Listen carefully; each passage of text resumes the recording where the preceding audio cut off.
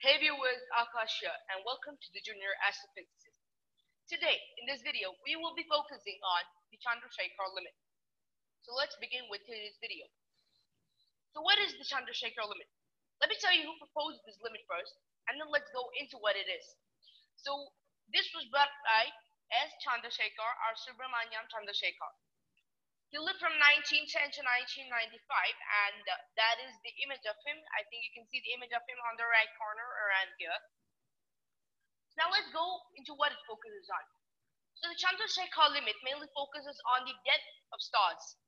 Okay, so let's consider this to be the core of a star. Okay, this is the core of an inactive star. Okay, so currently the star is not active. In terms of not active, it means that it is not using any nuclear fuel anymore. It has run out of nuclear fuel. Okay, it's an inactive core. There is no nuclear fusion taking place. Now, in this case, as we already know, according to the life of stars, around this core you have a ball of gas. Okay, consider it to be something like this. Just a simple ball of gas. And this is the core. So in the stars, in a red giant or a red supergiant, you always have this ball of gas, which doesn't really matter because nuclear fusion doesn't take place over there as it's only gas. The main part is the core, so that is all that matters. So once the nuclear fusion stops, it becomes inactive and doesn't do anything anymore. Now, using the Chandrasekhar limit, you can determine if the star becomes a white dwarf or into any other form, like a neutron star or a black hole. Now let's try using this. Let's determine the Chandrasekhar limit. So the Chandrasekhar limit has this certain value, 1.4 into solar masses. Now, if the mass of the star is lesser than 1.4, then it will turn into a white dwarf.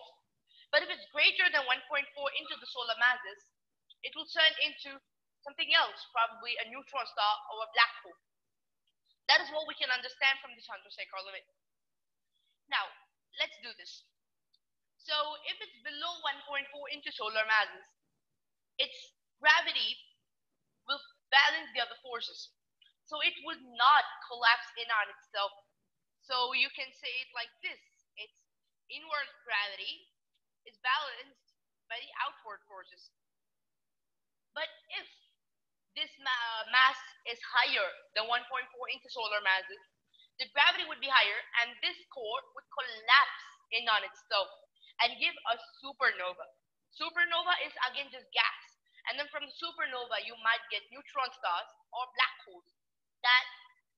That varies on some other properties. But for now, let's look at the white dwarfs. So this is the main part of the white dwarfs. So for a white dwarf star to form, we can say this as our statement. Mass of core is supposed to be lesser than 1.4 times solar mass.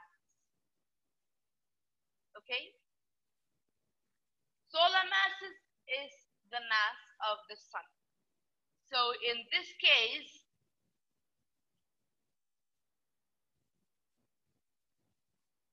a white dwarf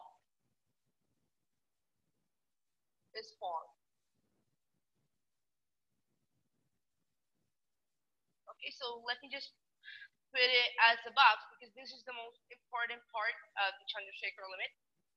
Okay, this is what matters most.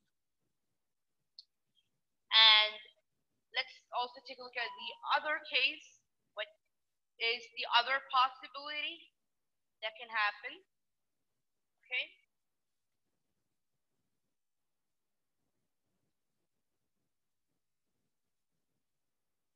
Just take a look at what is the other possibility right now.